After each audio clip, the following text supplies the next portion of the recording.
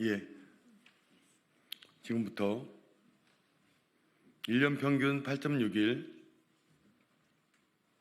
14만 시간 연가저축 집배원 연가만 쌓여간다. 우정사업본부 대책 촉구 기자회견을 시작하도록 하겠습니다. 오늘 기자회견 주최는 기본소득당 용혜연 의원님과 전국민주우체국본부에서 개최합니다. 기자회견 식수는 첫 번째 발언으로 의원 발언을 있습니다. 두 번째 발언으로 연가저축으로 인한 겸배 문제 발언으로 이정원 민주우체국본부 경인지역본부장 발언이 있고 세 번째 노동조합 발언이 있겠습니다. 먼저 첫 번째 발언으로 용혜연 의원님 발언이 있겠습니다.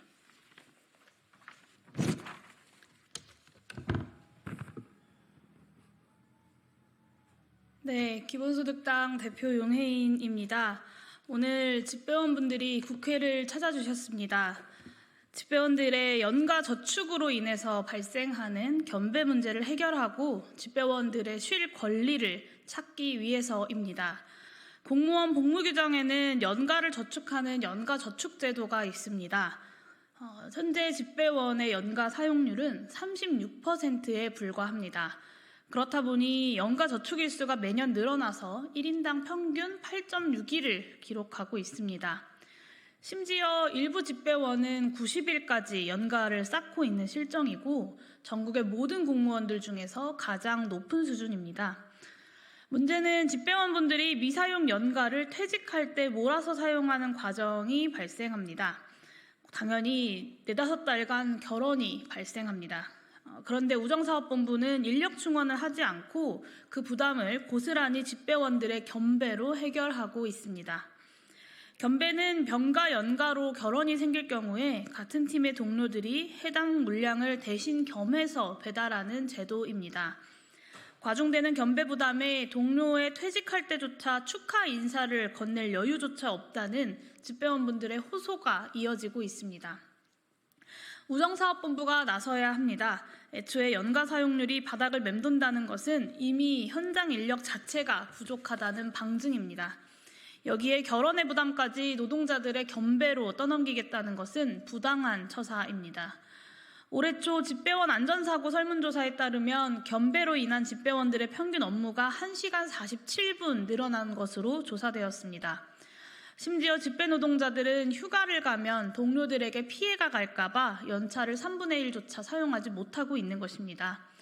일상적으로 과로에 시달리면서도 눈치가 보여서 연차도 쓰지 못하는 이 악순환을 끊어내야 합니다. 다행히 최근 인사혁신처에서 결혼을 보충할 수 있도록 근거를 마련한 개정안을 예고했습니다. 이 자리에 계신 민주우체국본부와 우정공무원분들, 집배원 노동자분들의 노력 덕분에 이뤄낼 수 있었던 성과입니다. 국회도 역할을 다해야 합니다. 해당 개정안이 정기국회 내에 신속하게 논의돼서 집행될 수 있도록 적극적으로 힘을 모아야 하고요. 법안을 제정하더라도 정부가 의지를 갖지 않는다면 아무 소용이 없습니다. 우정사업본부의 소속 부처인 과기정통부 역시 집배원들의 실권리 보장을 위해서 전향적인 태도로 나설 것을 촉구합니다. 한 해 동안 집배원들이 배달하는 우편물이 26억 통에 달한다고 합니다. 국민의 메신저인 집배원들의 실권리도 보장될 수 있도록 저와 기본소득당도 함께 노력하겠습니다. 감사합니다.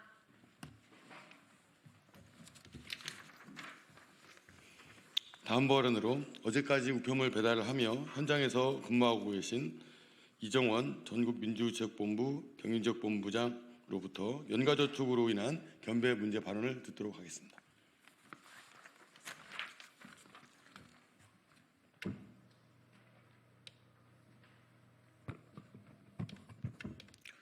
반갑습니다. 전국민주우체국본부 경인지역본부장 이정원입니다. 23년 우정사업본부는 인건비 550억을 불용 처리하였습니다. 현장에서는 끊임없이 겸배를 해결을 위한 인력 충원 요구도 있었음에도 예산이 없다는 이유로 인력 충원을 하지 않는 사무실 책상 위 탁자 소리는 현장 단말마의 비명으로 돌아왔습니다. 현재 퇴직 직전의 집배원이 자신의 쌓인 연가를 80일, 지금은 100일도 넘고 있습니다. 이러한 연가 일수는 약 4개월에서 5개월 정도에 사용하면 해당 기간의 결혼으로 잡히지 않습니다. 남은 기간은 고스란히 집배원들끼리의 겸배로 해결해야 하며 해당 집배원이 퇴직한 후에도 충원이 되지 않는 일이 허다합니다. 집배원들의 연가저축은 심각한 장기견배를 이야기하고 이 장기견배는 안전사고에도 노출되어 있습니다. 또한 연가보상비는 약 150억 편성하고 약 120억 원을 집행하여 30억 원을 불용 처리하고 있습니다. 우정사업본부와 과학기술정통부 산하의 현업직 공무원 집배, 우편, 계류원들의 연가저축 사용으로 인해 장기견배, 그다음에 현장의 인력 충원이 이루어지지 않는 점을 기자분들께서 이해해 주셨으면 감사하겠습니다. 이는 국민의 보편적 서비스의 침해, 그다음에 노동자의 안전을 위한 안전성에 큰 위해가 되고 있음을 시사하는 바입니다. 우정사업본부 대책 기자 촉구 기자회견에 저희들의 이러한 일들에 대해서 이야기할 수 있는 점에 대해 대단히 감사드립니다. 공무원의 복무 규정에 근거를 하여 매년 발생하는 연가를 2월 저축하는 연가저축 제도가 있습니다. 서두에도 말씀드렸듯이 연가저축 제도로 인해 현장 공무원들 12월 퇴직, 공로연수와 7월에 퇴직, 6월에 공로연수를 포함하여 많게는 1년, 적게는 8개월 이상에 대한 인력에 대한 공백이 이루어지고 있습니다. 저희 민주우체국본부는 앞으로 더 이러한 일들에 대해서 개선하고 노력해 나가도록 하겠습니다. 이상입니다.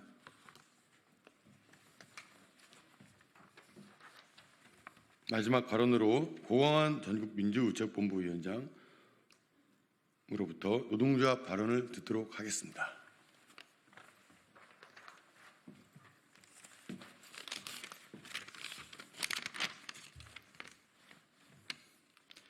네, 전국민주우체국본부위원장 고광환입니다.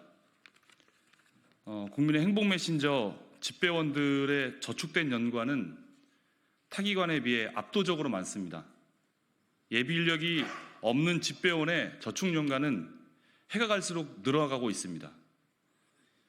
2023년까지 집배원의 1인당 평균 8.6일, 앞서서도 많은 분이 말씀해 주셨습니다만 이 누적 총 연가 일수가, 연가 시간도 아닙니다. 연가 일수가 14만 806일에 달합니다.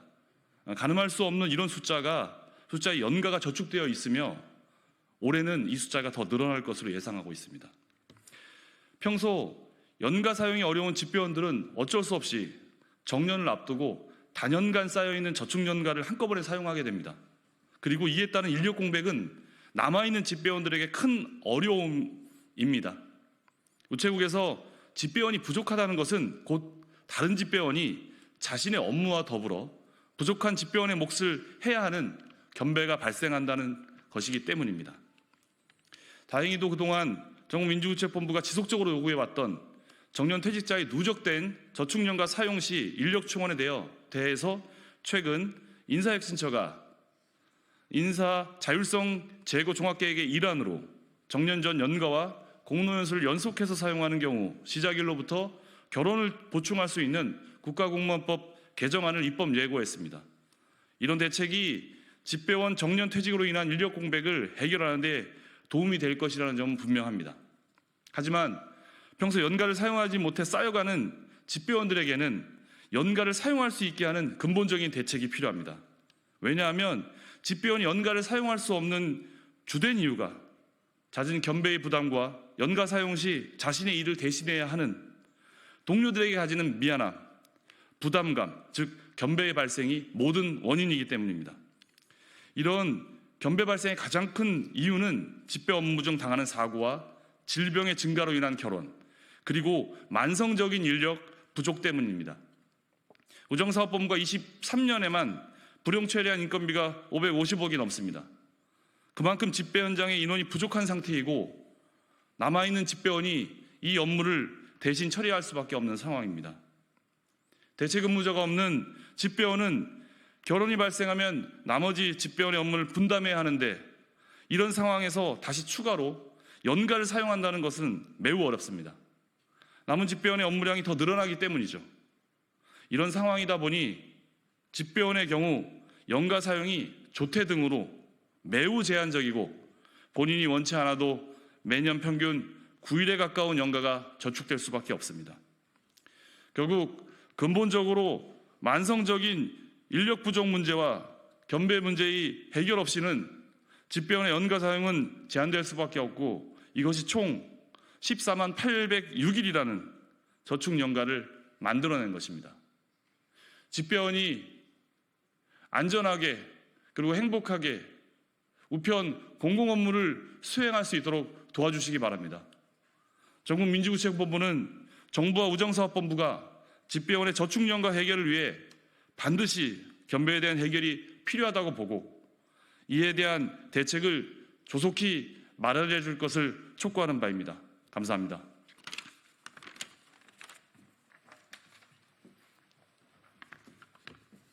쌓이는 연가저축 그리고 인력 부족 그리고 이어지는 각종 사고에 대해서 우정사업본부가 대책을 내놓기를 바랍니다. 여기 계신 기자 여러분들과 언론인 여러분들도 집배원들에 대한 관심을 가져주시기 바랍니다. 이로써 1년 평균 8.6일 14만 일 연가저축 집배원 연가만 쌓여간다. 우정사업본부 대책 촉구 기자회견을 마치도록 하겠습니다. 대단히 감사드립니다.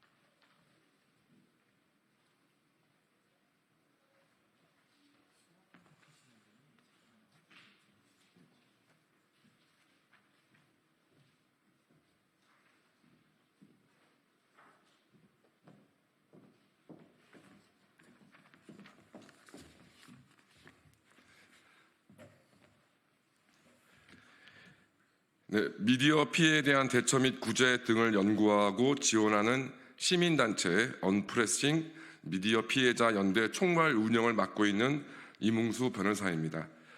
저희 언프레싱은 근본 김장견 의원의 나무위키 투명화법, 그러니까 정보통신망 이용 촉진 및 정보 보호 등에 관한 법률 개정안의 발의를 적극 환영하고며 법안 통과를 위하여 노력을 경주하겠습니다. 사실 해외에 본사를 두고 국내 서비스를 막대한 수익을 가져가면서도 국내법의 통제, 그다음에 피해자들의 피해 회복을 외면한 다국적 플랫폼 기업 문제의 심각성은 어제 오늘의 이 문제가 아닙니다. 특히 구글과 같은 빅테크 기업은 수익은 걷어가면서도 세금도 제대로 내지 않고 약관을 이유로 국내에서의 법적 분쟁 해결을 외면하고 있고 이로 인한 국민들의 피해 구제는 완전한 법의 사각지역에 놓여 있습니다. 국내 IT 플랫폼 기업들이 개인정보를 불법으로 수집하고 이를 유포, 사용하는 행위에 대해서도 현재 제대로 된 피해 구제와 사후 조치가 이루어지지 않고 있는데 국내에 대리인이 없는 해외 IT 플랫폼에 대해서는 속수무책인 것이 현실입니다. 더구나 나무위키 소유법인 우만 레알스 알렌은 실체가 불분명하며 소유주는 누구인지도 알 수 없어 그 심각성이 도를 넘고 있습니다. 무엇보다 우만레는 성착취 영상을 비롯한 개인정보와 사생활을 불법적으로 침해하는 게시물로 논란이 있었던 아카라이브를 소유하고 있으며 수익도 얻어가고 있습니다. 정부와 국회가 이를 방치하는 것은 성범죄를 방조하는 것과 마찬가지입니다. 이에 저희 언프레싱은 나무위키 사태의 피해자들을 위한 대책을 강구하고 노력하겠습니다. 언프레싱 블로그를 통해 피해 사례를 제보해 주신다면 향후 정부와 국회를 설득하는 데 있어서 중요한 징조로 사용했습니다. 많은 제보 부탁드리겠습니다. 아울러서 국민 여러분께도 한 말씀을 좀 올리겠습니다.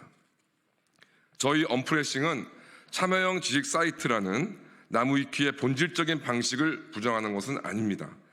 대한민국의 헌법과 법률에 따라 건전한 지식 공유와 토론을 막을 이유도 없고 막아서도 안 됩니다.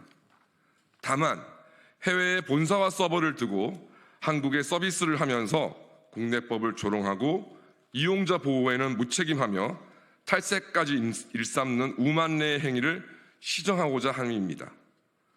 지금의 나무위키는 국내 법망에서 벗어난 무법지대나 마찬가지입니다. 이용자 자신도 모르는 사이에 가해자가 될 수도 있고 피해자가 될 수도 있습니다. 이 점을 인식하시어 우만례가 대한민국 법을 준수하고 나무위키가 적법하게 운영될 때까지 나무위키 사용을 되도록 자제하여 주시기를 부탁드리겠습니다. 감사합니다.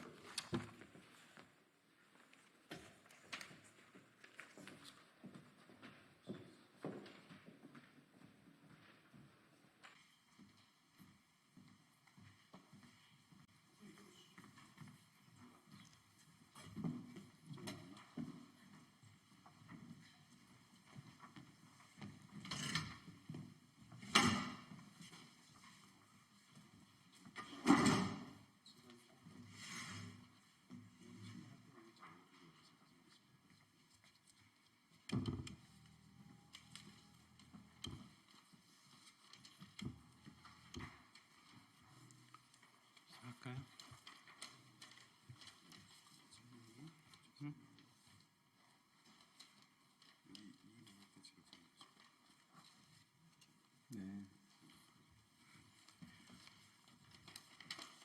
네, 안녕하십니까. 더불어민주당 국회의원 박홍배입니다. 지금부터 노동시장 이중구조 개선을 위한 패키지 법안 설명 및 법안 발의 환영 기자회견을 시작하겠습니다.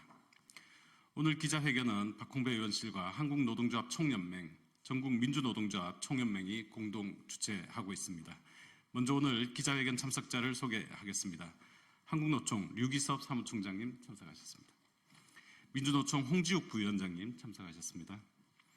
네, 현장의 목소리를 들려주실 분들입니다. 한국노총 연합노련 장경술 민간위탁 분과위원회 의장님 참석하셨습니다. 민주노총 공공운수노조 서재유 코렐 네트워크스 지부장님 참석하셨습니다. 네, 그 외에 양대노총 우리 간부님들 동지들께서 함께 하고 계십니다. 오늘 기자회견은 제가 먼저 노동시장 이중구조 개선 패키지 법안의 발의 취지와 내용에 대해서 말씀을 드리고 이어서 양대노총의 입장과 현장 노동자의 발언을 듣는 순서로 진행을 하겠습니다. 시간 관계상 기자회견문 낭독은 생략하고 보도자료로 가름함을 양해해 주시기 바랍니다. 대한민국의 노동시장 양극화는 갈수록 심화되고 있습니다. 2024년 8월 통계청 발표에 따르면 전체 임금 근로자 대비 비정규직 근로자의 비율은 38.2%로 역대 두 번째로 높은 수치를 기록했습니다. 더 큰 문제는 임금 격차입니다. 정규직과 비정규직의 임금 격차는 역대 최대치인 174만 8천 원에 달합니다. 1997년 IMF와 1998년 파견법 제정 이후 파견, 하청, 비정규직 노동자들이 계속해서 증가해왔습니다. 그러나 이중 삼중 구조의 노동 착취 속에서 이들을 보호하기 위한 법과 제도는 부족한 현실입니다. 먼저 중간착취 방지법입니다. 현재 근로기준법 제9조를 통해 중간착취 배제를 규정하고 있지만 여전히 파견, 도급 구조로 인해 노동의 대가가 착취당하고 있습니다. 이 같은 중간착취를 방지하고 하청 노동자를 보호하기 위한 법이 바로 중간착취 방지법입니다. 근로기준법 개정을 통해 일정 규모 이상의 도급 사업에 대해 사업비에서 하청 노동자에 대한 임금 비용을 다른 비용과 구분하여 지급하고 이를 임금 지급 외에 다른 용도로 사용할 수 없도록 규정하였습니다. 또한 임금 비용에 대한 제3자 예치 가능 조항과 도급인의 임금 체불 방지를 위한 의무 조항 등을 마련하여 하청 노동자에 대한 임금 체불을 방지할 수 있도록 제도 개선 방안을 마련하였습니다. 또한 수수료 혹은 관리비라는 이름으로 책정된 과도한 중간 착취를 해소하기 위해 파견근로보호법 개정을 통해 파견사업주에 대한 수수료 비율을 제한하고 근로자 파견 계약 시 임금액과 산정 기준, 파견 수수료 등의 내용을 고시하도록 하여 파견 근로자의 권익을 보호하고 근로자 파견 사업의 투명한 운영을 위한 방안을 마련하였습니다. 이 같은 중간착취 방지법을 통해 대한민국의 간접 고용 노동자들의 생계를 보호하는 최소한의 안전망을 마련하겠습니다. 다음은 동일가치노동, 동일임금 보장을 위한 근로기준법 개정안입니다. 근로기준법 제6조는 국적, 신앙 또는 사회적 신분을 이유로 한 근로조건에 대한 차별적 처우를 금지하고 있습니다. 그러나 변화하는 사회 속에서 다양한 고용 형태가 등장하였고 같은 사업장에서 같은 노동을 함에도 고용 형태로 인해 차별을 받는 사례가 늘어나고 있습니다. 노동위원회와 판례에서도 이를 차별로 보고 있으나 여전히 근로기준법에 이 부분이 반영되지 않아 현장에서 개선이 되지 않는 상황입니다. 이에 근로기준법에 고용 형태로 인한 차별적 대우를 금지하는 내용을 명문화했습니다. 또한 동일가치 노동에 대한 개념을 도입하고 동일가치 노동에 대해 동일임금 지급과 균등한 처우를 하도록 명시했습니다. 이번 패키지 법안은 어쩌면 너무나 당연한 이야기며 이미 오래전 개선되었어야 하는 제도들입니다. 이 법안들이 조속히 처리되어 우리 사회가 이제부터라도 간접 고용 노동자들을 보호하고 노동시장 양극화 문제를 해소하는 길로 나아가기를 바랍니다. 이어서 법 개정안에 대한 양대 노총과 현장 노동자들의 발언을 듣도록 하겠습니다. 한국노총 유기섭 사무총장님, 민주노총 홍지욱 부위원장님, 한국노총 연합노련 장경술 의장님, 민주노총 공공운수노조 서재유 지부장님 순으로 말씀 듣도록 하겠습니다.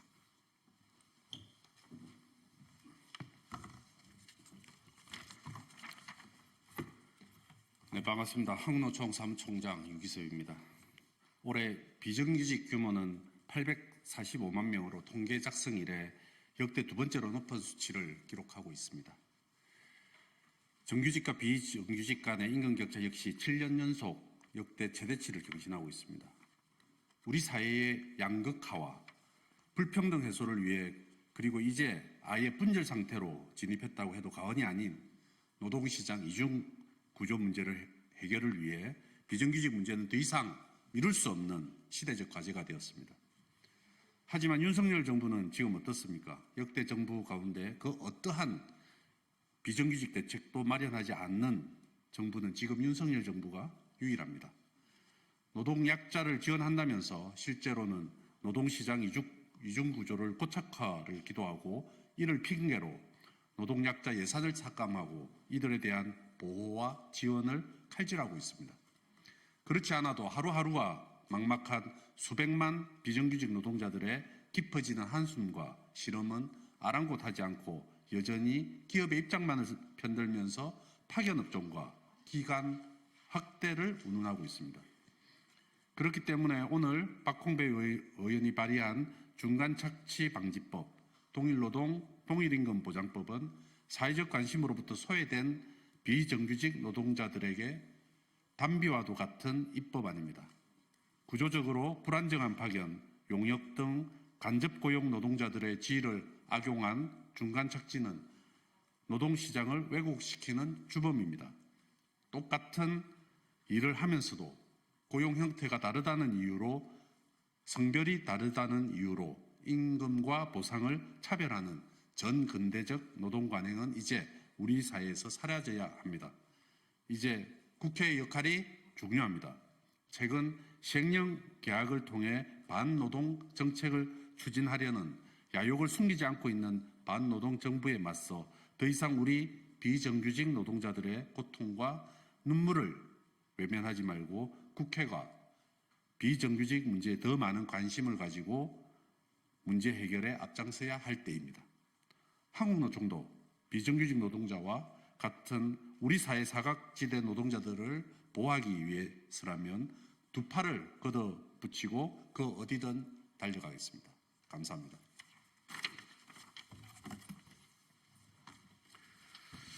반갑습니다. 민주노총 부위원장 홍지욱입니다. 대우조선에서 20년간 농적을 했던 용접공의 월급이 250여만 원이었다는 사실을 2년 전 대우조선 하청 노동자들의 파업에서 알게 된 국민들은 이게 사실이냐, 뭐가 잘못되어도 한참 잘못된 거 아니냐며 공분했었습니다. 그마저도 하청업체 사장이 기성금을 가지고 날라버리면 빚을 내서 한 달 생계를 꾸려야 하는 비참한 하청 노동자들의 현실을 확인했었습니다.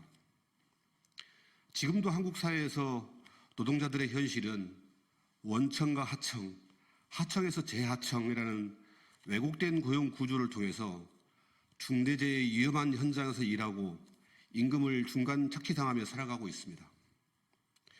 그 결과로 원청은 더 많은 이익을 가져가고 거대한 재벌들은 한 해 수십조씩의 이윤을 챙겨가고 있습니다. 진작부터 중간 착취 금지와 동일노동 동일임금 제도가 정착되었더라면 한국 사회는 지금처럼 대책 없는 불평등 사회로 전락되지는 않았을 것입니다.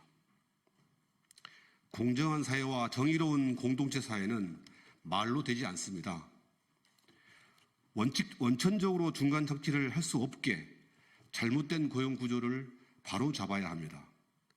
더럽고 힘든 노동을 하는 노동자에겐 당연히 그에 상응하는 임금을 지급해야 합니다.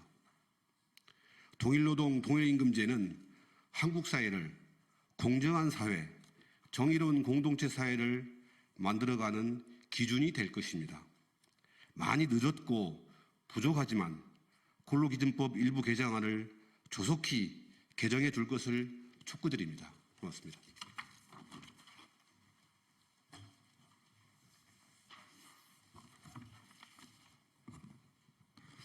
안녕하세요. 한국노총 전국연합노동조합연맹 민가협답 분과위원회 의장 장경술입니다. 먼저 오늘 박홍배 의원님께서 발의한 중간착취 방지법, 동일노동 동일임금 보장법, 노동자들에게 큰 힘이 되는 법안입니다. 파견, 용역 등 간접고용 노동자의 차별받는 일이 더 이상 없기를 위해 박홍배 의원님께서 더욱더 힘써주시길 바랍니다. 저희 연합의 일단 업체 현황을 잠깐 말씀드리면요. 2022년도 안전기준 이행 실적 기준입니다.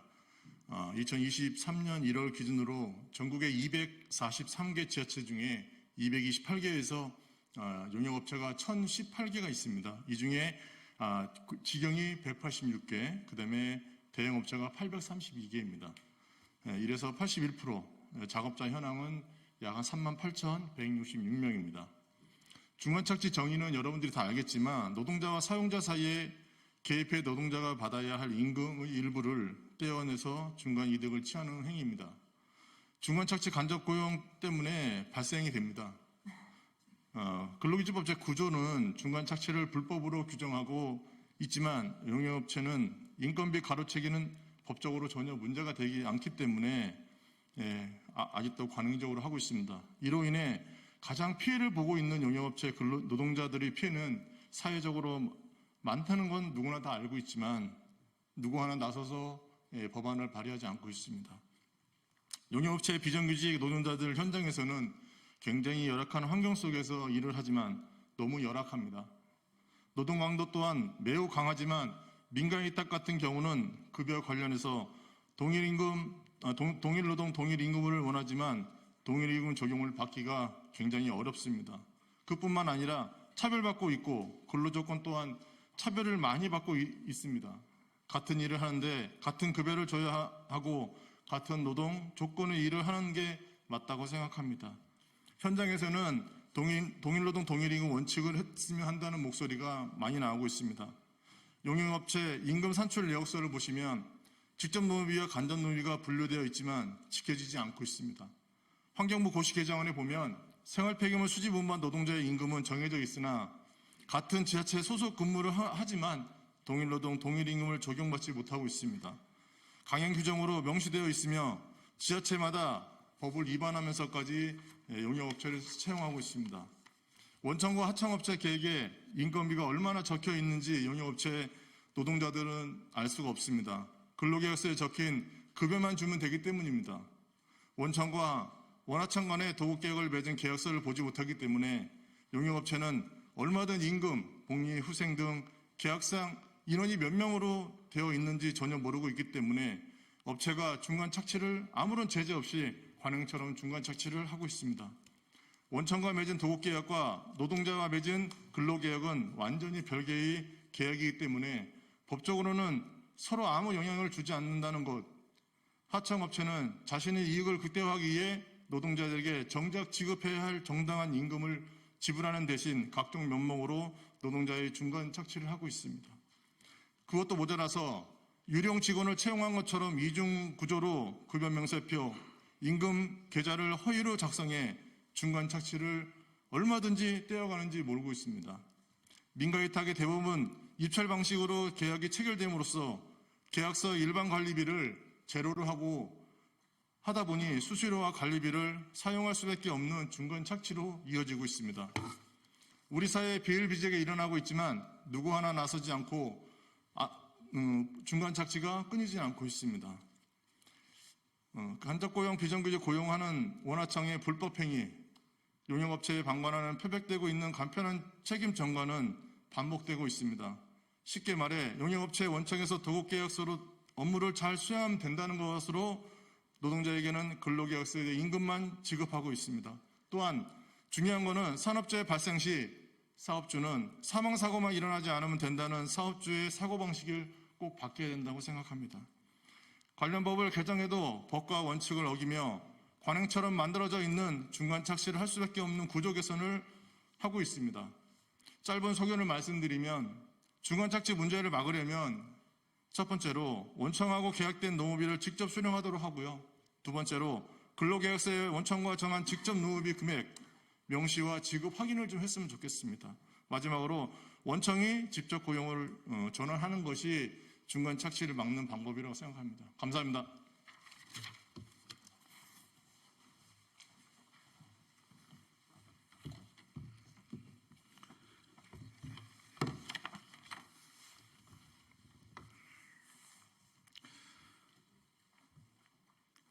예, 공공운수 노조에서 현장 증언을 하러 나온 코렐네톡스 지부장 서재유입니다. 코레일이 운영하는 280여 개 전철역의 절반 정도인 140개 역을 위탁받아 수행하는 용역자회사 코렐네톡스의 당무역장이기도 합니다. 코레일은 당무역장의 위탁비로 기본급 345만 6,611원을 지급하지만 코레일 네트워크스가 제게 지급하는 기본급은 191만 9,740원입니다. 매월 기본급에서만 150만 원이 넘는 돈을 중간 착취해 갑니다. 역무원, 역장도 기본급에서만 40만 원에서 155만 원을 중간 착취 당하고 있습니다. 그 중간 착취한 임금은 코렐 네트워크스 본사 직원들을 배불리는 데 쓰이고 남으면 다시 코레일이 배당금으로 가져갑니다. 하지만 누구도 처벌받기는커녕 더 긴 시간 일하도록 쥐어짜고 차별합니다. 중간 착취의 지옥입니다. 저는 도봉역에서 당무역장으로 일합니다. 도봉역은 저와 같은 코렐 네트워크스 역무원, 역장들이 운영을 하고 있습니다. 그 옆 방학역은 코레일 역무원, 역장들이 운영을 합니다. 도봉역과 방학역을 이용하는 시민들은 전철 요금은 똑같고 시민 안전을 지키고 역을 운영하는 업무도 똑같지만 용역 자회사 소속이라는 이유로 도봉역 역무원은 방학역 역무원의 절반 수준의 임금을 받습니다. 같은 일을 하고 더 장시간 일하지만 임금도 복지도 너무나 많은 차이가 납니다. 더 기가 막힌 것은 지금 이 시간에도 서울역, 용산역, 대전역, 동대구역, 부산역에서 승차권을 발매하는 역무원은 코레일 네트워크스 소속인데 역무원들이 가장 기피하는 업무를 하고 있지만 바로 옆에 있는 코레일 소속 역무원들의 절반의 임금과 더 장시간 노동을 하며 차별을 온몸으로 겪고 있는 것입니다. 중간 착취 방지를 위해 반드시 원하청간 체결된 노무비 이상을 각 노동자에게 지급하도록 하고 더 이상 같은 노동을 해도 하청 노동자라는 이유로 차별받지 않도록 해야 합니다. 중간착취 방지법과 동일노동 동일임금 보장법을 이번 정기국회에서 반드시 통과시켜 줄 것을 요청드립니다. 아울러 민주노총 공공운수노조는 간접고용 노동자들이 노무비를 제대로 지급받기 위해 11월 20일 중간착취 금지를 촉구하는 기자회견과 11월 29일 중간착취 금지를 촉구하는 문화제를 개최할 예정입니다. 많은 관심을 가져주시고 함께해 주시길 요청드립니다. 고맙습니다.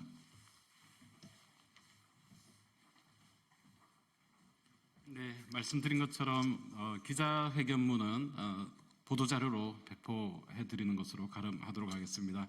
함께해 주신 언론 노동자 여러분께 감사의 말씀드립니다. 이상으로 기자회견문을 마치도록 하겠습니다. 고맙습니다.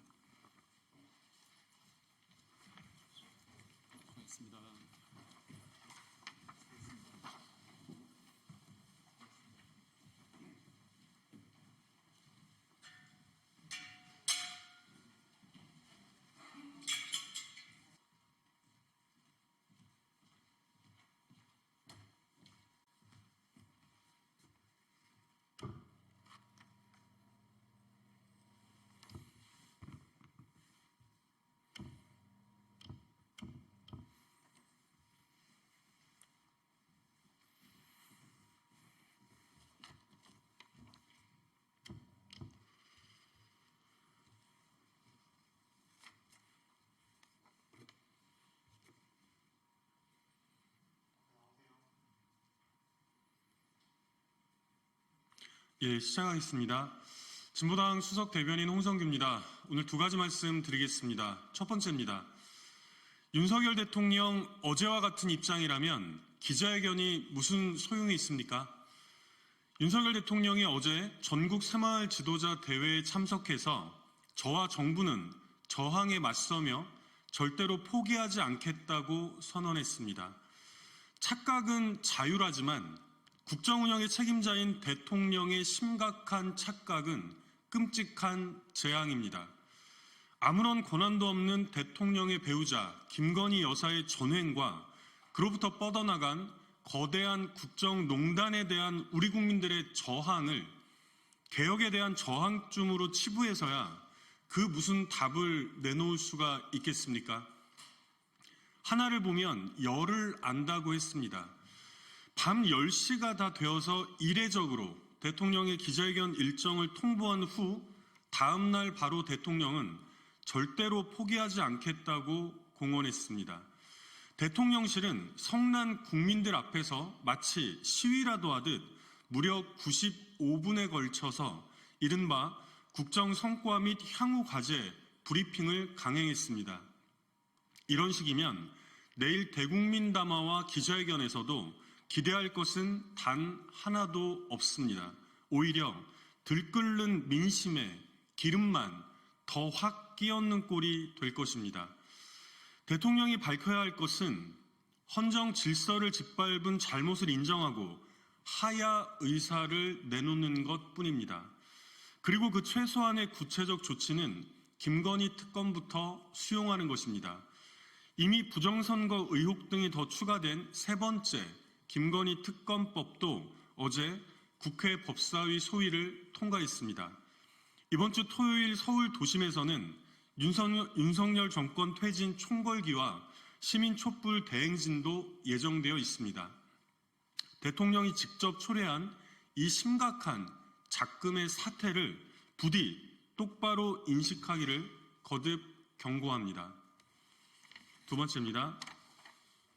4명이 아니라 40명을 붙인들 현 검찰에서 명태균 수사가 가능이나 하겠습니까? 검찰이 김건희 명태균 국정농단 수사를 담당한 창원지검에 4명의 검사를 추가 파견하기로 했습니다. 눈 가리고 아웅하는 꼴입니다. 4명이 아니라 40명을 붙인들 정권의 충견으로 스스로 자멸한 현 검찰에서 제대로 된 수사가 이루어질 것이라 기대하는 국민들은 단 한 명도 없습니다. 지난해 12월 경남 선관위에서 명태균 씨를 고발했을 때도 검찰은 단 한 명의 검사도 배치하지 않고 그저 수사과로 배당하지 않았습니까? 역시 선관위가 수사 의뢰했던 선거법 위반 혐의도 지난 7월에 공소시효 만료로 종결 처리한 바 있습니다. 그러다 지난 9월 강혜경 씨의 폭로가 있고 나서야 겨우 형사부로 다시 배당한 것이 바로 검찰의 행태였습니다. 그러더니 이제 와서 부랴부랴 검사를 추가 파견한다고 하니 그저 실수도 아깝습니다. 게다가 검찰은 김건희 여사와 관련된 그 모든 사건들마다 자신의 본분은 내팽개치고 충직한 변호인의 역할만 자임하지 않았습니까? 도이치모터스 주가 조작 사건 관련해서도 그 모든 사실관계를 다 무시한 채 불기소 결정을 내린 것이 불과 3주 전입니다. 지금 대한민국 검찰은 실질적으로 존재하지 않습니다. 우리 국민들의 절대 다수가 특검을 요구하고 명령하는 이유입니다. 명태균 게이트까지 담은 세 번째 김건희 특검법이 어제 국회 법사위 소위를 통과했습니다. 한동훈 국민의힘 대표도 엊그제 국민의힘은 정치 브로커 관련 사안에 대한 엄정하고 신속한 수사를 당 차원에서 당당하고 강력하게 촉구한다고 공언한 바 있습니다. 진심이라면 이번 특검부터 당연히 함께 동참해야 마땅합니다. 이상입니다.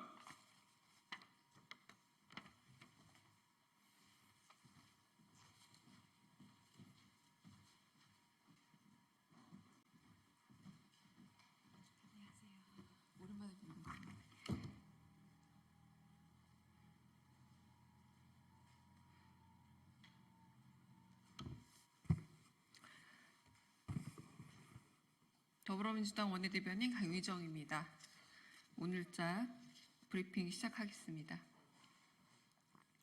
감도, 담도 없이 패싱당하는 당대표나 무너지는 집에서 아랫목 찾으며 싸우는 여당이나 답 없긴 매 한 가지입니다.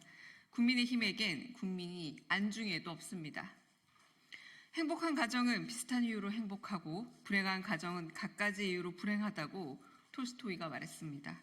지금 국민의힘은 갖가지 이유로 서로를 탓하며 찢어지는 중입니다.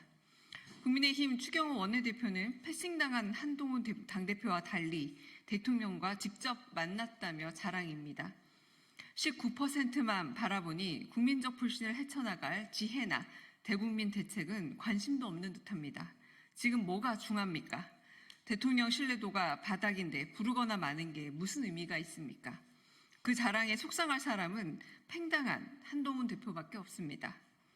멀어진 국민의 민심은 아랑곳 않고 여전히 대통령만 바라보는 국민의힘의 모습이 한심하기 그지없습니다. 원내대표를 만나든 당대표를 패싱했든 국민들의 관심사가 아닙니다. 그렇게 측근, 친윤 편가르고 자랑하며 7상시, 10상시 만들다 국민의힘 정치가 갈 길을 잃은 것 아닙니까? 주관성 신물처럼 윤석열, 김건희만 바라보더니 이제 할 줄 아는 것도 윤석열, 김건희를 덮어놓고 지키는 일뿐입니다. 한동훈 대표에게 감도, 담도 없지만 해결할 꾀도, 답도 안 보입니다. 배신자 색출에 골몰하는 친윤도 한심하지만 특검을 앞에 두고 PR 궁리만 하는 한동훈 대표가 더 안쓰럽습니다. 특검을 앞에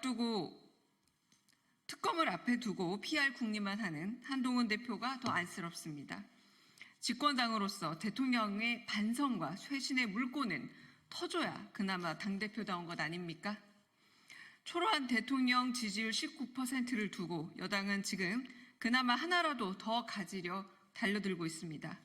망해가는 와중에 챙길 수 있는 기득권이라면 하나라도 놓지 않겠다는 욕심엔 국민이 없습니다.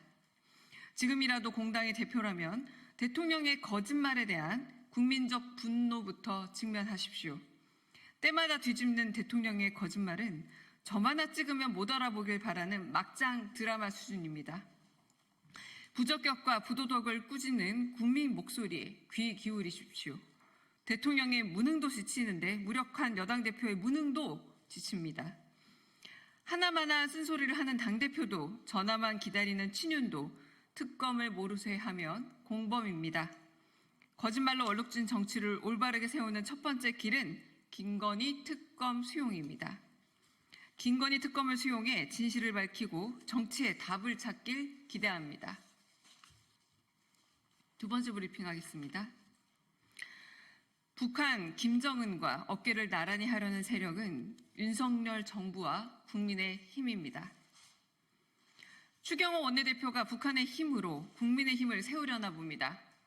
민주당더러 김정은과 어깨동무 정당이라며 남 탓을 하니 말입니다. 안보 불안 선동은 북한을 업고 윤석열 정부가 자행하고 있습니다. 뻔히 알면서 모르십니까? 정말 몰라서 딴소리입니까? 국회 동의 없이 도둑처럼 훈령을 개정해 남의 나라 전쟁에 우리 안보를 걸려하더니 이내 꼼수 파병 모의가 민주당이 들키자 M1 북한 어깨동무 타령을 하고 있습니다. 법도 시행령을 주물러 형해화하더니 이젠 국가안보도 시행령 훈령 건드려서 망가뜨리려는 겁니까? 파견이니 파병이니 참관이니 말장난하지 마십시오. 이미 우리나라는 우크라이나에 비살상 무기를 제공해 충분한 우위를 보여줬습니다. 먼 나라 이영만리의 전쟁에 우리 생떼 같은 군인들을 왜 못 보내 안달입니까? 해외에 국군 장병을 한 명이라도 보내면 그게 곧 파병입니다.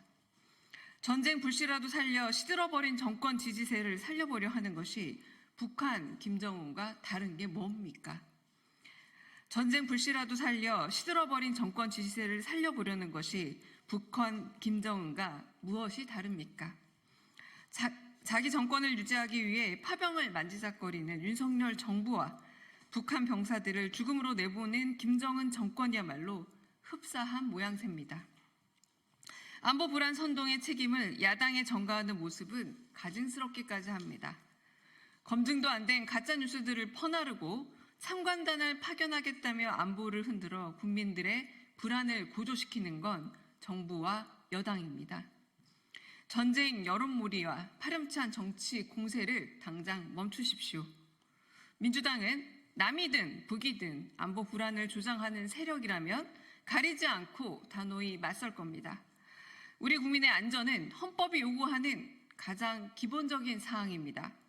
훈령을 건드려 전쟁터에 우리 국민을 보내려 하고 안보 불안을 높이는 지금의 모든 시도들이 반헌법, 반국민적 행동임을 강력히 경고합니다.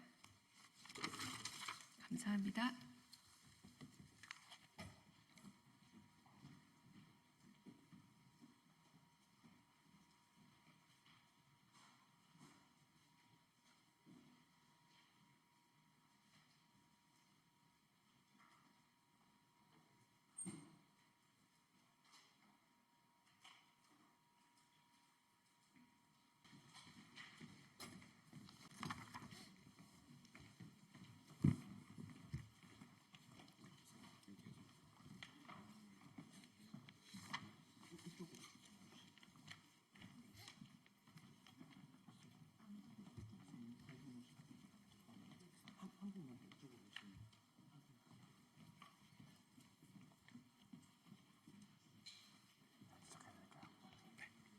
예, 안녕하십니까. 국민의힘 국회 교육위원회 간사 조정훈 의원입니다. 오늘 이 자리에는 우리 정부가 추진하는 유보통합에 관해 기자회견을 하기 위해서 섰습니다. 유보통합을 추진하는 과정에서 유아 학비의 공평한 지원을 촉구하고자 바른부모회에서 나와 계십니다. 저희 윤석열 정부는 자라나는 아이들에게 세계 최고 수준의 영유아 교육 및 보육 서비스를 제공하기 위하여 30년 동안의 수건 사업인 유보통합을 지금 가열차게 추진하고 있습니다. 또 저희 국민의힘도 필요한 법안을 발의하며 적극 지원에 나서고 있습니다. 정말 말로만 얘기해 왔지만 그 어떤 정부도 실천하지 못했던 유보통합을 이번 정부에서 꼭 성공시켜서 정말 많은 분들에게 도움이 되도록 끊임없이 노력을 하도록 하겠습니다. 특히 아이들을 중심에 놓고 아이 키우시는 어머님, 아버지가 더 행복하도록 최선의 노력을 다하도록 하겠습니다. 그럼 오늘 바른부모회 조승현 회장님께서 성명서를 발표해 주시겠습니다.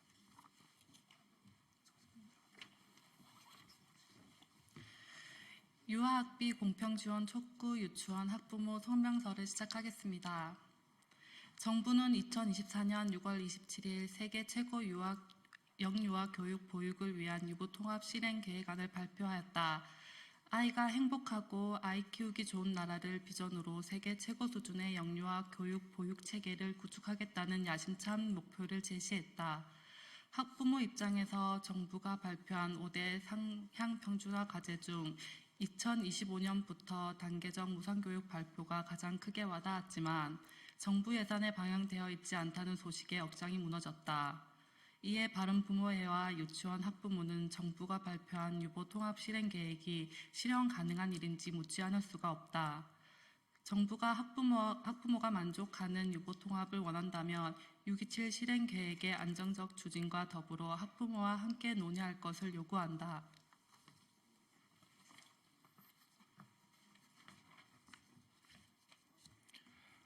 바른부모회와 유치원 학부모가 정부에 요청드리는 사항입니다. 첫째, 단계적 무상교육 약속을 실천하라. 학부모는 우리 아이가 어떤 기관에 다니든지 공평한 지원을 기대합니다. 0에서 5세 보육기관과 3에서 5세 국공립 유치원은 현재 무상보육 교육이 실현된 현 시점에서 6월 27일 정부가 발표한 2025년 만 5세 무상교육을 시작으로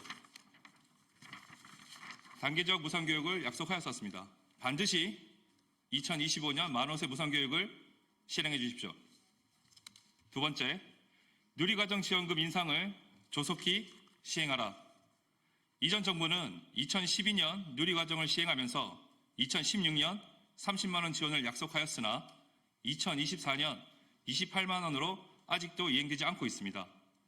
2016년 30만 원을 기준으로 매년 2만 원 이상을 적용하여 46만 원으로 누리과정 지원금을 대폭 증액하고 매년 인상을 약속해 주시기 바랍니다. 세 번째입니다. 유보통합 논의과정에 학부모 참여를 보장하라.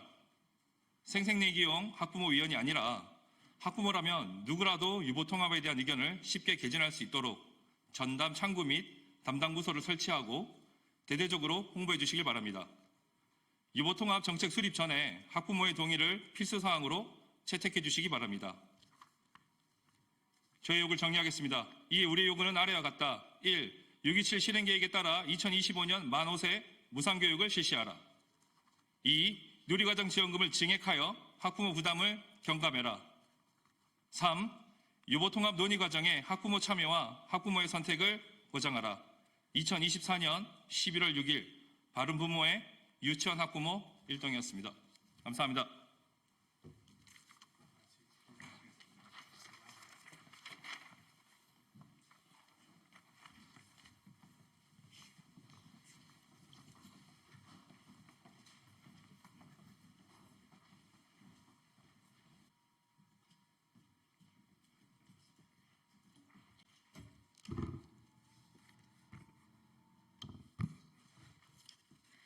네, 안녕하십니까. 더불어민주당 대변인 황정아입니다. 브리핑 시작하겠습니다. 윤석열 대통령은 사과도 반성도 없는 대국민 불통쇼를 기획하고 있습니까? 윤석열 대통령은 어제 새마을 지도자 대회에 참석해 개혁에는 저항이 따른다며 국정 실패의 책임을 국민에게 돌렸습니다. 대통령실 또한 민생의 어려움을 해결하고 대한민국의 새로운 미래를 열어가기 위해 쉴 틈 없이 달려왔다며 자화자찬을 했습니다. 또다시 유체 이탈을 하는 윤석열 대통령을 보며 하루 앞으로 다가온 대국민 담화에 대한 기대가 사라집니다. 국민의 고통과 분노는 날로 깊어가는데 자화자찬이 가당키나 합니까? 윤석열 대통령과 대통령실은 여전히 국정 실패와 무능을 인정하지 못하고 꿈속을 헤매고 있습니까? 김건희 여사의 국정농단에는 눈을 감으면서 나라의 미래를 입에 올리고 개혁을 운운할 작정입니까? 윤석열 대통령은 본인과 배우자가 벌인 국정농단과 불법을 결자 해지하고 국정기조를 전면 전환하라는 국민의 명령에 또 모르쇠로 맞설 셈인지 답하십시오. 민의와 싸우겠다는 불통쇼를 용납하실 국민은 없습니다. 대통령 안에는 국정과 당무에 개입하고 주가 조작하고 뇌물수수에도 처벌받지 않는 나라를 국민은 원하지 않습니다. 국민의 엄중한 명령을 기어코 거부하고 오기와 불통의 국정을 계속하겠다고 선언하고도 괜찮을 것이라 착각한다면 큰 오산입니다. 내일 대국민 담화가 또다시 유체이탈, 자아도취, 불통쇼가 된다면 국민은 절대 용서치 않을 것임을 엄중히 경고합니다. 네, 두 번째 브리핑 시작하겠습니다. 한동훈 대표님, 정례화하자던 여야 대표회담은 대체 언제 하실 겁니까? 지난 9월 여야 대표회담에서 두어 달에 한 번 대표회담을 정례화하자던 한동훈 대표가 야당의 실무회담 제안에 침묵만 하고 있습니다.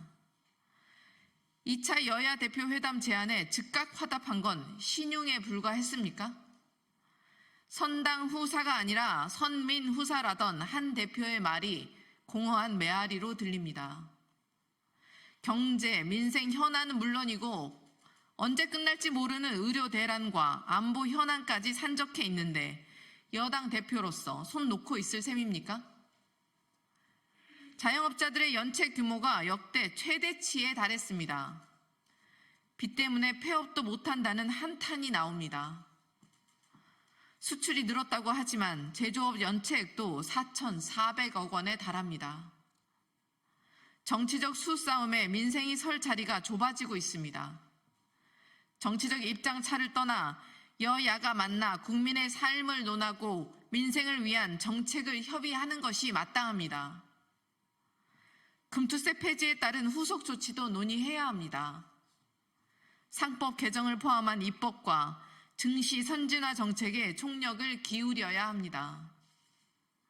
더불어민주당은 모든 의제를 열어두고 여야 대표회담을 통해 산적한 민생 현안을 해결할 의지를 거듭 밝혔습니다. 여당 대표로서 무너진 정치를 복원하고 파탄난 민생을 해소하자는 야당의 제안을 끝내 거부하실 셈입니까? 한동훈 대표와 국민의힘이 진정으로 민생을 챙기겠다는 의지가 있다면 국민이 부여한 무거운 책임을 되새기고 전향적인 자세로 대화의 장에 나서길 바랍니다.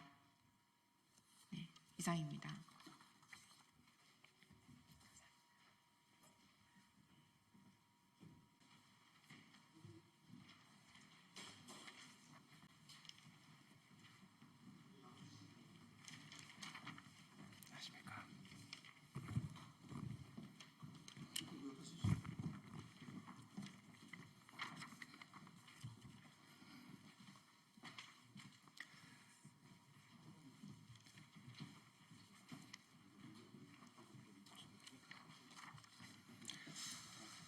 네, 안녕하십니까. 저희들은 윤석열 정부의 기재부와 오세훈 서울시장에 의해서 예비 타당성 조사 탈락을 한 강북횡단선의 재추진을 강력히 촉구하고자 이 자리에 선 국회의원들과 지방자치단체장 그리고 지방의원들입니다.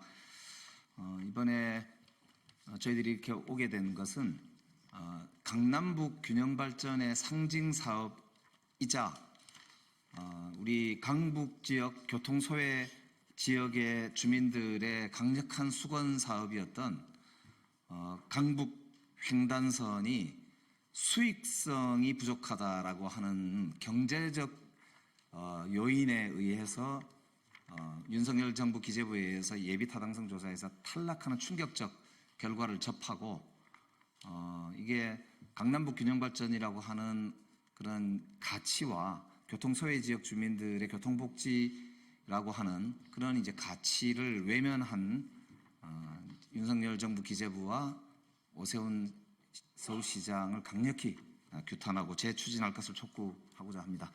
오늘 오신 분들 먼저 소개드리고 성명서를 낭독하도록 하겠습니다. 우리 동대문의 안규백 의원님 오셨습니다. 우리 성북의 김남근 의원님 오셨습니다. 그리고 서울시 의원들 중에 원내대표이신 성엄재 대표님 오셨습니다. 그리고 이승로 성북구청장님 오셨습니다. 한신 서울시의원님 오셨습니다. 우리 그리고 성북구의 구의원들께서 한꺼번에 오셨거든요. 자, 한꺼번에 인사 하시겠습니다. 저는 서울 성북구의 김영배 의원입니다. 그러면 성명서를 낭독하도록 하겠습니다. 배제 없는 강북횡단선 재추진 촉구 기자회견문. 강북횡단선은 서울의 동서 생활권 교통 불편을 개선하여 침체된 강북 권역의 도시 성장과 강남북 균형 발전을 겨니는 핵심 사업이자 상징이라 할 수 있습니다. 윤석열 대통령을 비롯해서 오세훈 서울시장도 공약했던 강북횡단선이 지난 6월 5일 기재부 예비 타당성 조사를 통과하지 못하고 좌초된 이후 수년간 강북횡단선 착공을 기다렸던 한강 이북 지역 주민들은 분노하지 않을 수 없었습니다. 예비 타당성 조사 탈락의 이유가 바로 수익성이었기 때문입니다. 네, 단순히 에타만을 고려하면은 모든 것이 강북보다는 강남에 있는 게 맞죠. 당초 강북 횡단선을 구성했던 고 박원순 시장께서 산악 구간을 통과하는 노선 특성상 수익성이 낮을 수밖에 없으니 서울시 재정사업으로 추진하겠다고 발표한 것도 그 이유였습니다. 어떤 노선보다 강남북 균형 발전에 높은 점수를 받은 만큼 교통수혜지역의 교통복지 측면에서 가장 뛰어난 노선이었기 때문에 강북, 한강, 이북 지역 주민들의 기대와 염원이 매우 높았던 사업입니다. 강북에는 아직도 동네에 도시철도가 없는 도시철도 소외지역들이 많이 있습니다. 강북 횡단선 사업은 이런 도시철도 소외지역에 있는 주민들에게 이런 그 교통 소외 문제를 해결하는 그런 정책이었습니다. 우리는 윤석열 정부와 오세훈 서울시에 의해 강북 횡단선의 공공성이 무색해진 작금의 상황을 강력히 규탄합니다. 장장 3년 가까이 진행된 윤석열 정부 기재부의 예비 타당성 조사는 여전히 수익성만을 따졌고 강북 횡단선 추진에 누구보다도 앞장서야 할 오세훈 서울시장은 결과가 나오기 전부터 적자를 운운하며 소극적인 모습을 보여왔습니다. 네, 서울 시민들의 교통복지는 정말로 교통약자들, 교통소외지역에 꼭 필요한 내용이라고 생각합니다.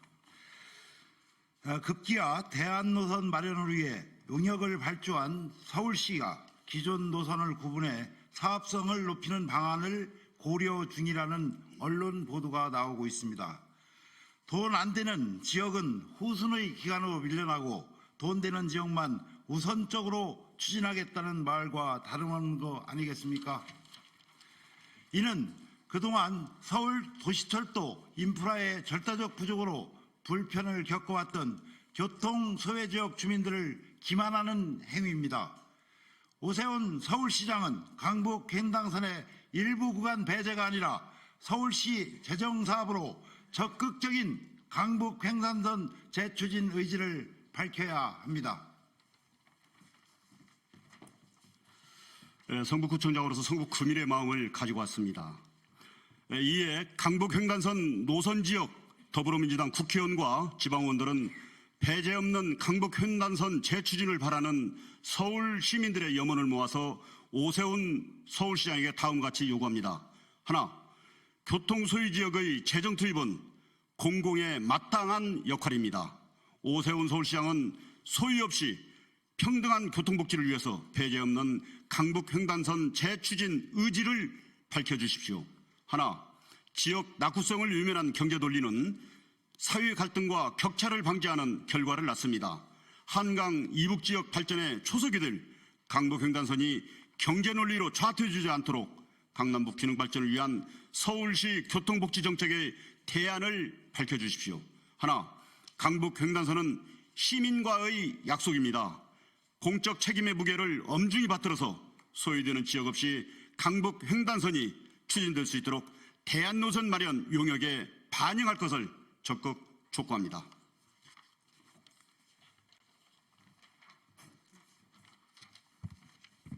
자, 그러면 더 하실 말씀 없어요? 예, 그럼 인사하겠습니다. 차례요. 인사.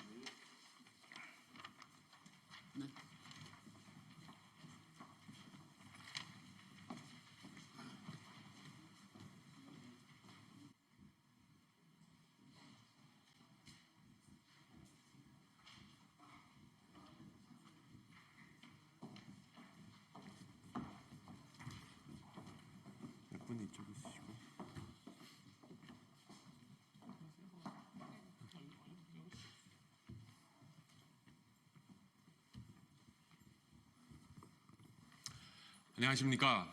국민의힘 교육위 조정훈 간사입니다. 저와 국민의힘 교육위 5명 의원님 전원이 오늘 방금 일어났던 교육상임위에서 민주당의 행태에 대해서 강력하게 규탄하기 위해서 오늘 긴급 기자회견을 합니다. 오늘 민주당은 어제 상정된 고교 무상교육과 관련 재원 마련과 관련 법안의 안건조정위원회를 90일에서 1시간으로 단축시키는 만행을 감행했습니다. 우리 국회법은 안건에 합의가 되지 않을 경우 소수당과 다수당이 3대3의 동수를 이루어서 90일의 시간을 주고 합의를 하라는 합의의 정신을 국회법에 만들어 놓으셨습니다. 하지만 민주당은 90일의 시간을 번갯불 콩 구워 먹듯 오전 1시간으로 끝내버리고 강행 처리 법안을 통과시켰습니다. 오늘 논의된 법안은 고등학교 무상교육을 어떤 재원으로 마련하냐입니다. 그동안 민주당이 주장해왔던 것처럼 고교 무상교육을 유상으로 하냐의 이슈가 전혀 아니라 그 돈을 어떤 재원에서 마련하느냐의 문제인 것이었습니다. 민주당은 주장합니다. 윤석열 정부에서 고교 예산을 삭감한다고. 민주당은 주장합니다. 윤석열 정부에서 고교 무상교육을 철폐하려고 한다고. 다 거짓말입니다. 숫자는 반대로 얘기하고 있습니다. 2025년 예산을 보시면 올해보다 약 5조 원의 예산이 더 교육 예산으로 배정될 예정입니다. 교부금 3.4조와 엊그제 우리 정부와 저희 국민의힘이 합의한 담배소비세 연장을 통해서 대략 5조 원의 추가 예산이 들어가고 고등학교 무상교육과 늘봄교육, 유보통합, 디지털 교과서 등 교육 현안에 들어가는 비용은 약 4조 원으로 추정됩니다. 5조 원의 예산을 더 교육계에 드리고 4조 원의 추가 지출을 요구하는 게 왜 잘못된 일입니까? 1조 원의 여유 자금까지 드리는데 민주당은 이것을 보려고도 하지 않습니다. 게다가 오늘은 방금 지난 국정감사 때 여러 가지로 논의했던 증인과 관계기관에 대한 감사원 감사 의결안을 저희가 제시한 의결안을 민주당은 일방적으로 부결 처리했습니다. 어제는 자신들이 원하는 고발건, 교육부 감사건, 감사원 감사건을 마음대로 처리하더니 그것이 국회의 권위라고 주장하더니 오늘은 부결을 통해서 그들이 그렇게 주장하는 국회의 권위를 스스로 땅에 떨어뜨리고 말았습니다. 이것이야말로 산수도 못하는 민주당의 실력이고 이것이야말로 앞뒤가 다른 민주당의 위선입니다. 이제부터 교육위 위원님 한 분 한 분이 나오셔서 이것에 대한 규탄사를 발표해 주시겠습니다. 예, 방금 우리 부산 439 국회의원 김대식입니다. 방금 우리 조정훈 간사님께서 말씀하셨다시피 우리가 국회법 127조에 의거해서 감사원에 대한 이 감사를 요구하는 안을 제시를 했습니다. 제가 실명을 오늘 공개를 하려고 합니다. 첫 번째, 웅동학원 사회 환호 및 허위 입장문 배포 관련해서 경남교육청 교육부 감사원 감사를 우리가 제안을 했고, 두 번째, 국가교육위원회 전문위원회 파행 운영의 원인이 된 안건 유출건이 있습니다. 이 사건 관련해서 감사원 감사를 요구를 했고, 세 번째, 국가교육위원회 정대와 상임위원회 정치적 중립 위반 및 의혹 등에 대한 감사원 감사를 요구를 했습니다. 그러나 민주당은 앞에서는 협치를 이야기하면서 뒤로는 일방적으로 다수당의 행포를 부리는 그래서 이 부결을 시키는 이러한 현상이 나타났습니다. 그래서 우리 국민의힘 전원교육위원회는 합동으로 이렇게 규탄을 하는 바입니다.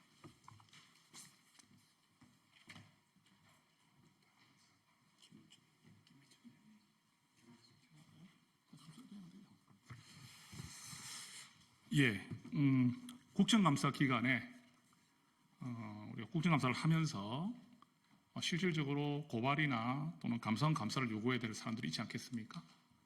그렇다면은 민주당이 주장하는 고발이나 감사의 대상자도 있을 것이고 또 국민의힘이 주장하는 고발과 감사 요청에 대한 대상자가 있을 것입니다. 그런데 민주당은 본인들이 청구하고 싶은 사람은 마음대로 통과시키고 저희 국민의힘에서 국정감사 기간에 충분히 고발이나 감사가 이루어져야 되는 사람에 대한 오늘 제안을 했을 때는 거기에 대한 진지한 토론조차 거부하고 바로 본인들이 저희들의 의견을 묵살하고 부결을 시켜버렸습니다. 그 교육에 묻고 싶습니다.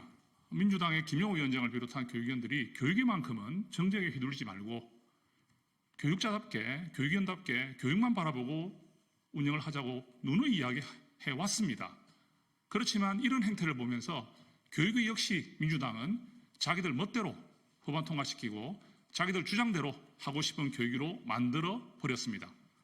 특히 국가교육위원회에 있었던 이런 파행 운행은 실질적으로 그 내막을 살펴보면 파행 운영이라 할 수가 없습니다.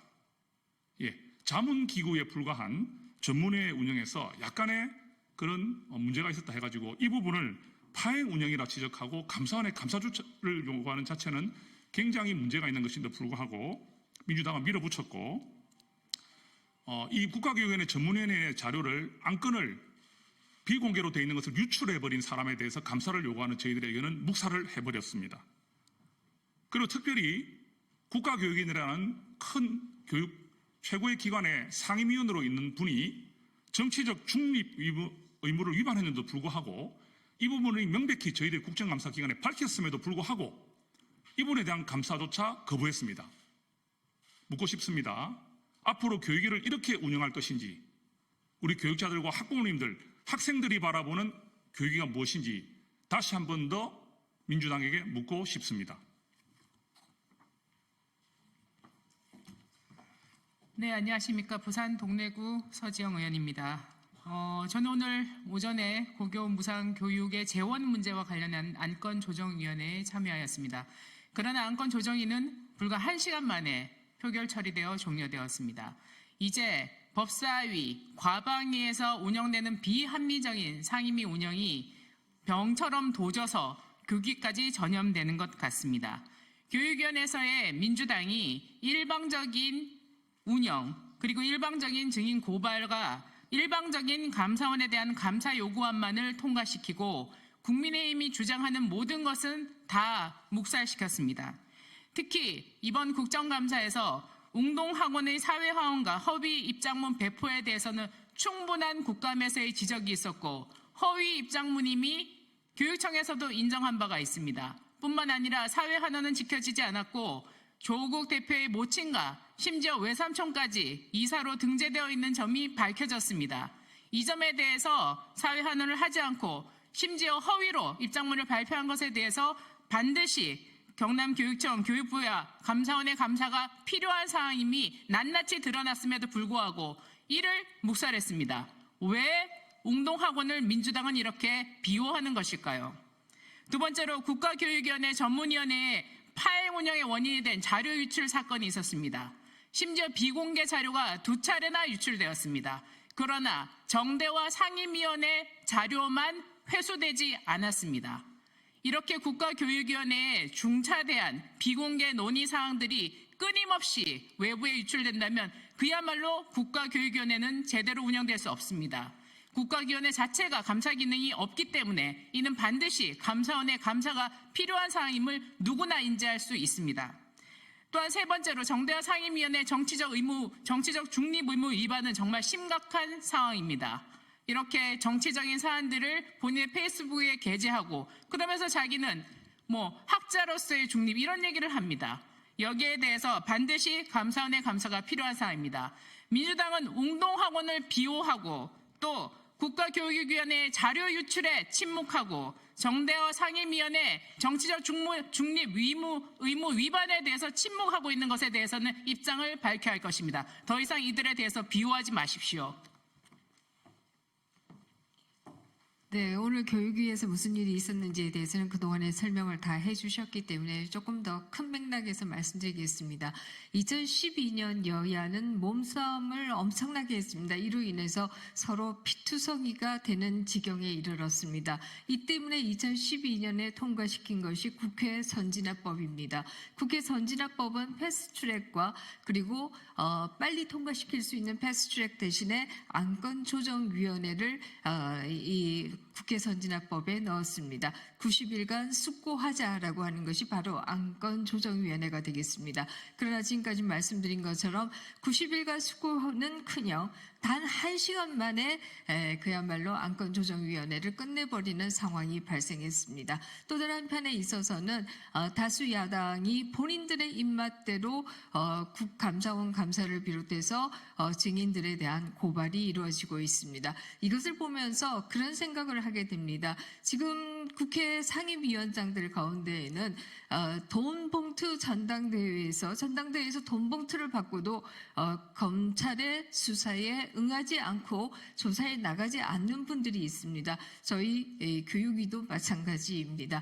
이분들은 왜 검찰에 나가지 않으면서 국회에 권위를 세우겠다라고 하면서 출석하지 않거나 서류가 일부 미비한 증인들에 대해서 이렇게 고발을 남발하느냐라고 하는 얘기를 하지 않을 수 없습니다. 결국 민주당이 전 위원회를 통해서 고발 남발을 하는 것도 본인들이 미치는 생각하지 않고 고발 남발하는 것도 결국은 아버지 이재명의 방탄의 한 전략이다 이렇게 생각합니다.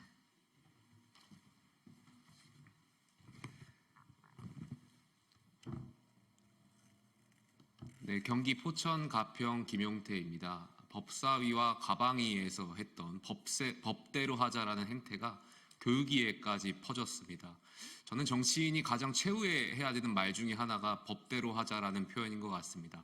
왜냐하면 국회의원은 법을 만들고 또 대한민국의 민주주의, 특히 똘레랑스라는 관용의 정신을 지켜나가야 할 의무가 있기 때문입니다. 저희 국민의힘 교육위 위원들은 어제 안건조정위원회를 건의했고 수용됐습니다. 국회법 취지대로라면 안건조정위원회는 여야 간사가 합의하지 않는 한 90일의 기간이 보장됩니다.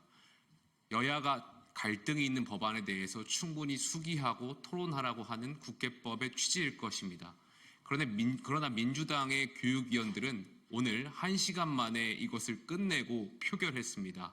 심지어는 저희가 안건조정위원회를 회부했던 법안에 대해서 명확하게 반대적인 논리라든지 의견을 제대로 내지도 못했던 것으로 알고 있습니다. 저희는 토론하고 싶습니다. 그리고 서로가 부족하고 벌어져 있는 공간이 있다면 메꾸고 토론하고 수기해서 좁혀나가야 하는 것이 국회의원이고 또 민주주의의 정신이라고 생각합니다. 오늘 또 이어서 저희 국민의힘 교육위원분들은 지난 국정감사에서 이른바 여러 가지 웅동학원이라든지 아니면 국가교육위원회의 파행 원인에 대한 안건 유출 사건의 감사원 감사 그리고 정대와 국가교육위원회 상임위원회에 대한 감사원 감사 요구를 건의했습니다. 그러나 민주당은 여기에 대해서 이의가 있다고 하지만 이 안건에 대한 반대 의견조차 말하지 않고 무작정 표결만을 요구하고 심지어 표결했습니다. 저는 국회 교육위만큼은 민주주의의 핵심이라고 생각합니다. 우리 아이들의 교육과 미래를 책임지고 풀뿌리 민주주의는 학교에 대한민국 국회 교육위가 모범이 되어야 한다고 생각하기 때문입니다. 하지만 그동안 법사위와 가방위가 해왔던 비민주적이고 반민주적인 행태를 교육위가 계속해서 보여주고 있다는 점에 심히 유감을 표합니다. 네, 이상 저희 국민의힘 소속 교육위원회 위원 6명은 앞으로 이 두 가지 안건, 고교 무상교육과 관련된 재원 마련에 관한, 그리고 국정감사 기간에 밝혀진 문제 기관들과 개인에 관한 감사원 감사를 절대로 포기하지 않도록 하겠습니다. 지방재정 교부금에 관해서는 행정부의 제2요구권 건의를 포함해서 모든 노력을 강구해서 지속 가능한 고교 무상 교육 재원 마련 방안을 마련하도록 하겠습니다. 교육 예산 삭감했다는 민주당의 거짓말에 맞서서 윤석열 정부는 5조 원의 예산을 더 배정했습니다. 그리고 이렇게 국정감사 과정에서 발생한 많은 문제점들이 노출된 기관에 관해서는 교육부 감사를 강력하게 요청해서 교육부에서부터 먼저 그것에 시시비비를 가려보도록 하겠습니다. 마지막으로 민주당에 경고합니다. 과방위와 법사위에서 벌어지고 있는 질병 같은 행태를 교육위에 전염시키지 마십시오. 그것은 우리 교육위를 넘어서 대한민국 아이들의 미래를 망치는 길입니다. 이 점 명심하시기 바랍니다. 감사합니다.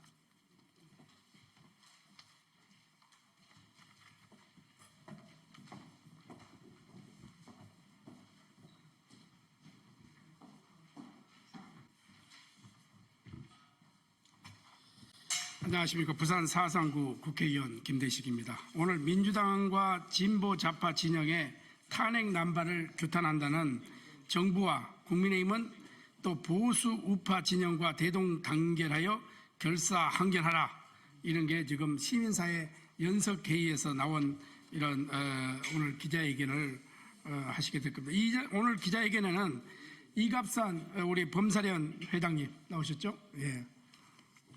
그리고 김태일 선진대협 전 의장님, 김정수 좋은학교운동 연합 상임대표님, 김선홍 행의정감시 네트워크 대표님, 국민노동조합 법률원 의장 박춘희 변호사님, 이범 자유연대 대표님, 허광일 북한민주화위원회 위원장님, 김창원 부산범사련 공동대표님, 손성수 울산범사련 상임공동대표님들이 참석하셨습니다. 우리 함께 인사드리고 하겠습니다.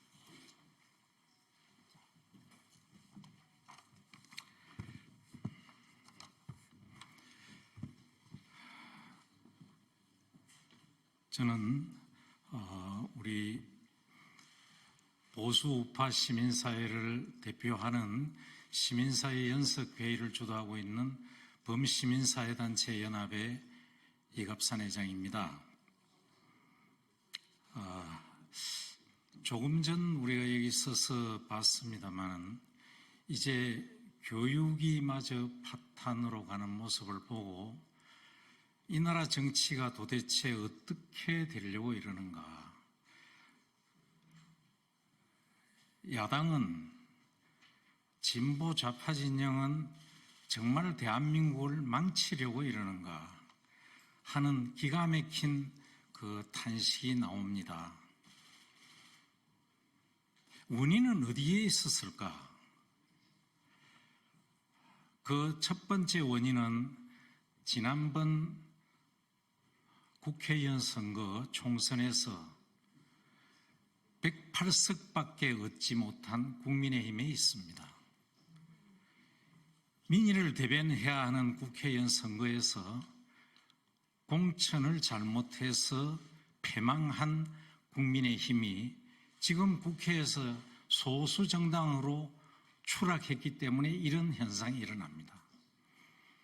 그때 우리 국민은 윤석열 후보를 48% 지지해서 대통령을 시켰고 그 뒤에 45%의 지지를 받은 국민의힘이 고작 108석을 받았습니다.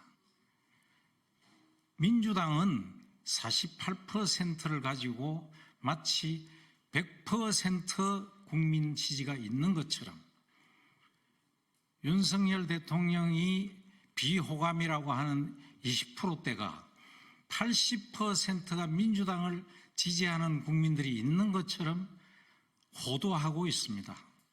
잘못 생각하고 있는 겁니다.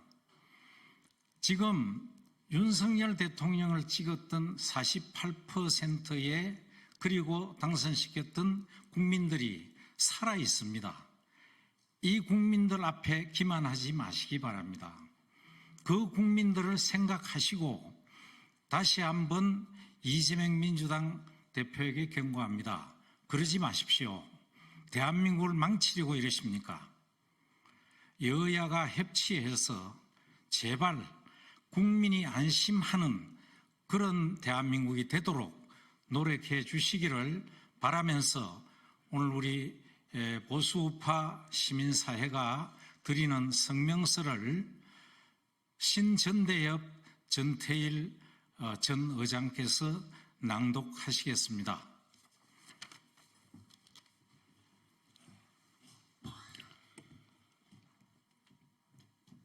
안녕하십니까. 시민사회 연석회의 대변인 김태일입니다.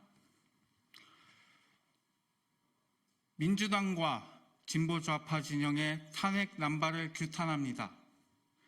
정부와 국민의힘은 보수우파 진영과 대동단결하여 결사항전하십시오. 시민사회 연석회의는 지난 22대 대통령 선거에서 윤석열 후보를 대통령 후보로 세워 당선시키고 이후 이준석 리스크가 발생하였을 때 국민의힘 지도부를 초청하는 등 지금까지 20차례 회의를 통해 윤석열 정부의 성공을 위해 조력해온 단체입니다. 다수의 국민들은 현 시국이 전례 없는 국가적 위기에 처해 있다고 보고 있습니다. 대통령의 국정 지지율이 정부 출범 이후 최저치를 경신하고 민주당 이재명 당대표 방탄을 위한 대통령을 향한 탄핵 공세가 날로 거세지고 있습니다. 과거 정부의 탄핵 국면이 또다시 전개되는 정치 현실을 보는 국민들은 우려를 넘어 참담함을 느끼지 않을 수 없습니다. 이에 시민사회 연석회의는 정부와 국민의힘 그리고 보수우파 진영에 다음과 같이 촉구합니다. 첫째, 정부와 국민의힘, 보수우파 진영은 더 이상 물러설 곳이 없습니다. 대동단결하십시오. 정과 사범의 7개 재판이 진행되는 당대표와 각종 범죄에 연루된 전현직 의원들이 소속된 민주당이 마치 정의의 심판자라도 되듯 탄핵을 남발하고 있습니다. 이는 헌법이 부여한 탄핵제도의 본질을 심각하게 왜곡하는 처사이며 국정 운영의 안정성을 심히 저해하는 중대한 사안입니다. 이에 우리는 야권의 무분별한 탄핵 남발을 강력히 규탄하고 정부와 국민의힘 그리고 보수우파 진영의 대동단결을 강력히 촉구합니다. 둘째, 국민의힘 한동훈 당대표와 윤석열 정부는 공동 운명체임을 잊지 마십시오. 한동훈 대표가 주장하는 특감, 대통령 사과, 김여사 활동 중단, 참모진 개편 등의 국면 전환용 카드가 관철된다 해도 민주당은 김건희 특검과 탄핵 카드를 절대 양보하지 않을 것입니다. 한 대표의 충정이야 누구나 다 알고 있지만 자칫하면 민주당의 현 정부 흔들기에 일조하는 격이 될 수 있습니다. 한 대표는 심사숙고하고 당 정의, 공동 운명체임을 잊지 마십시오. 아울러 윤 대통령 또한 지금의 시국을 엄중히 받아들이고 성남 민심을 달랠 수 있는 진솔한 모습을 시급히 국민들께 보여주어야 저들의 준동을 막을 수 있음을 아셔야 합니다. 셋째, 우리는 헌법 파괴 세력인 민주당과 진보 좌파 세력의 대한민국을 넘겨줄 수 없습니다. 탄핵이란 국가적 혼란을 또다시 불질러 자신들이 저지른 반헌법적 행위들을 희석하려는 민주당과 진보좌파 세력에 대한민국의 국정 운영을 넘겨줄 수 없습니다. 현재의 위기를 극복하기 위해서 대통령의 리더십과 당대표의 위기 극복 정신이 통합되는 큰 정치가 구현되어야 대한민국의 미래가 있습니다. 대동소이하면 대동단결하라는 교훈을 받들어 당정, 보수우파 모두가 힘을 합쳐 우리 손으로 뽑은 대통령이 임기를 마칠 때까지 국정 운영에 최선을 다할 수 있도록 결사항전의 자세로 임해 주십시오. 2024년 12월 6일 시민사회 연습회의. 자, 이만 마치겠습니다. 고맙습니다.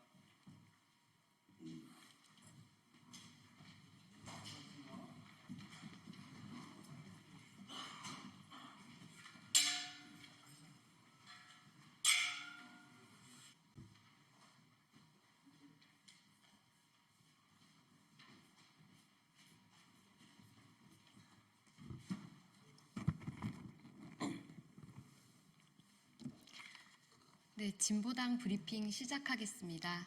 부대변인 이미선입니다. 촛불행동 압수수색 강행한 윤석열 정부 규탄합니다. 더욱 강력한 촛불로 맞설 것입니다. 어제 서울경찰청 공공범죄수사대는 윤석열 대통령 퇴진 집회를 이어가고 있는 시민단체 촛불행동에 대한 강제수사를 단행하였습니다. 누누이 강조합니다만 윤석열 정권이 쉴 새 없이 자행하고 있는 압수수색은 명백한 과잉수사이며 공안 탄압입니다.